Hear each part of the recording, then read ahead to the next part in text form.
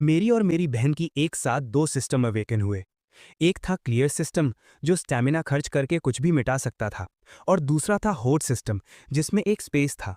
एक बड़े भाई के तौर पर अपनी कमजोर बहन के फिक्र करते हुए मैंने क्लियर सिस्टम चुना, जो शरीर को थका देता था, और उसने होड सिस्टम चुना।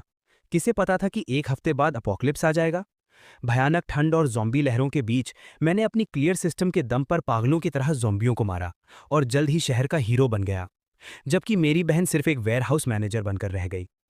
एक ज़ॉम्बी हमले के दौरान जब मैं बुरी तरह घायल होकर ज़मीन पर गिर पड़ा और मुझे जान बचाने के लिए सप्लाइज की ज़रूरत थी, तब मैंने देखा कि मेरी बहन ने सेफ हाउस को अंदर से लॉक कर दिया था। उसने बड़ी बेरहमी से मुझे देखते हुए कहा, तुम ही क्यों हीरो बनो, और मैं सिर्फ एक वेयरहाउस मैनेजर बनकर क्यों ना हूं। जब मैंने दोबारा आंखें खोली तो मेरी बहन ने झपट कर क्लियर सिस्टम चुन लिया। मैं समझ गया कि वो भी रीबॉर्न हुई है। मुझे हंसी आ गई, क्योंकि उसे क्लियर सिस्टम की कीमत का अंदाजा ही नहीं था।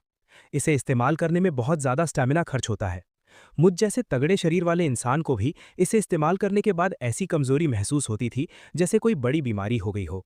और उसके जैसी नाजुक लड़की जो एक पानी की बोतल का ढक्कन तक नहीं खोल सकती, इसे एक बार इस्तेमाल करके शायद 3 दिन तक बिस्तर से नहीं उठ पाएगी।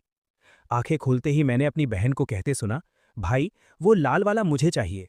एक बच्चे की तरह जिसे अपना खिलौना छिन जाने का डर हो, उसने तेजी से अपना हाथ दाई ओर के क्लियर सिस्टम की तरफ बढ़ाया।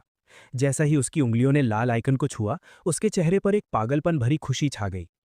इस जिंदगी में दुनिया का हीरो बनने की बारी मेरी